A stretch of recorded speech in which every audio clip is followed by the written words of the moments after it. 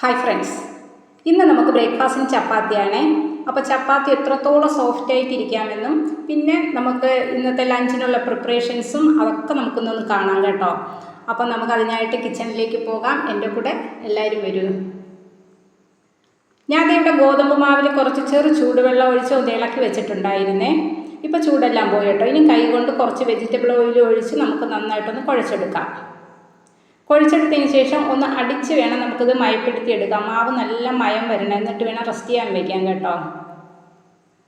മാവ് റെസ്റ്റ് ചെയ്യാൻ വെച്ചതിന് ശേഷം നമുക്കിതിലേക്കുള്ള കറി ഉണ്ടാക്കാം. ഇന്നൊരു ചെറിയ ചിക്കൻ കറിയാണ് ഉണ്ടാക്കുന്നത്. അതിനായിട്ട് സവാള, ഇഞ്ചി, പച്ചമുളക്, വെളുത്തുള്ളി ഇവയെല്ലാം കൂടെ ഇട്ടൊന്ന് വഴറ്റിയെടുക്കുന്നുണ്ട് ഉപ്പ് ചേർത്ത്. എന്നിട്ട് അതിൻ്റെ മസാലകളായിട്ടുള്ള മഞ്ഞൾപ്പൊടി, മല്ലിപ്പൊടി, മുളക് പൊടി, ഗരം മസാല, കുരുമുളക് പൊടി ഇതെല്ലാം ചേർത്തു.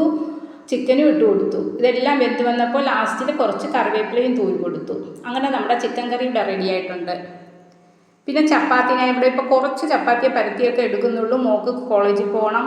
അപ്പോൾ അതിന് വേണ്ടി പെട്ടെന്ന് എല്ലാം ഒന്ന് റെഡിയാക്കി കൊടുക്കണം. അങ്ങനെ അതേ ചപ്പാത്തിയെല്ലാം ഉണ്ടാക്കി എടുത്തിട്ടുണ്ട്. അങ്ങനെ നമ്മുടെ ബ്രേക്ക്ഫാസ്റ്റ് ഇവിടെ റെഡിയായി. ഇനി നമുക്ക് ലഞ്ചിനുള്ള പ്രിപ്പറേഷനാണ്. ഞാൻ ഇന്നലെ രാത്രി തന്നെ അരി തിളപ്പിച്ച് തെർമൽ കുക്കറിൽ വെച്ചിട്ടുണ്ടായിരുന്നു. അപ്പോൾ അത് വാർത്തിട്ടു. പിന്നെ ക്യാബേജ് മെഴുക്ക് പുരട്ടിയാണ്. അതിലായിട്ട് ക്യാബേജ് കുറച്ച് വലുതായിട്ട് കട്ട് ചെയ്തതിന് ശേഷം അതിലേക്ക് പച്ചമുളകും കൂടെ നീളത്തിൽ കട്ട് ചെയ്തിട്ട് ഒന്ന് വഴറ്റിയെടുക്കാം. ഒന്ന് അടച്ചു വെച്ച് ആവി കയറ്റി എടുക്കുമ്പോൾ ക്യാബേജും പച്ചമുളകും എല്ലാം ഒന്ന് വെന്ത് കിട്ടുമേ. അതിനുശേഷം അതിലേക്ക് സവാള ചേർത്ത് കൊടുക്കാം. സവാളയും വെന്ത് വരുമ്പോഴത്തേക്ക് ഒരല്പം മഞ്ഞൾപ്പൊടിയും ഇട്ട് തേങ്ങ തിരുമിയതൊട്ടൊന്ന് ഇളക്കിയെടുക്കുമ്പോൾ നമ്മുടെ ക്യാബേജ് മെഴുക്ക് പുരട്ടികൾ റെഡിയായി. ഇനി അടുത്ത മീൻ വറുക്കാനാണ്. അപ്പോൾ അടിക്ക് കുറച്ച് കറിവേപ്പിലയൊക്കെ ഇട്ടിട്ട് മീൻ വറുക്കിട്ട് കൊടുത്ത്, കറിവേപ്പില ഇട്ടാലും മീൻ പെട്ടെന്ന് ഇളകി വരുള്ളൂ കേട്ടോ. അതുകൊണ്ടാണ് കറിവേപ്പില ഇടുന്നത്. അങ്ങനെ നമ്മുടെ മീൻ വറുത്തൊക്കെ റെഡിയായി കിട്ടി. പിന്നെ മീൻ കറി ഉണ്ടാക്കി. പിന്നെ കുറച്ച് സലാഡും ഉണ്ടാക്കി. അതിലായിട്ട് സവാളയും ടൊമാറ്റോയും പച്ചമുളകും മാത്രമേ ചേർത്തിട്ടുള്ളൂ, തൈരും.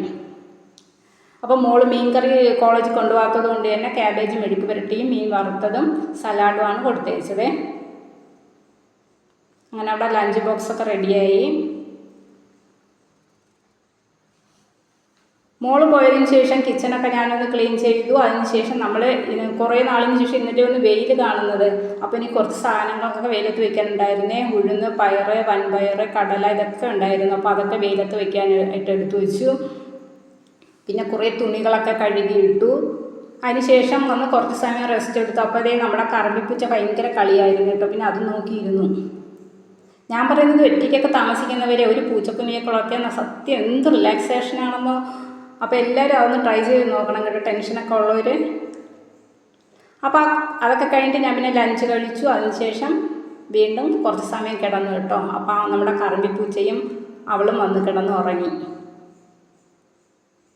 അപ്പോൾ ഇന്നത്തെ വീഡിയോ ഇത്രയേ ഉള്ളൂ. മറ്റൊരു വീഡിയോയുമായി വീണ്ടും വരാം. വീഡിയോ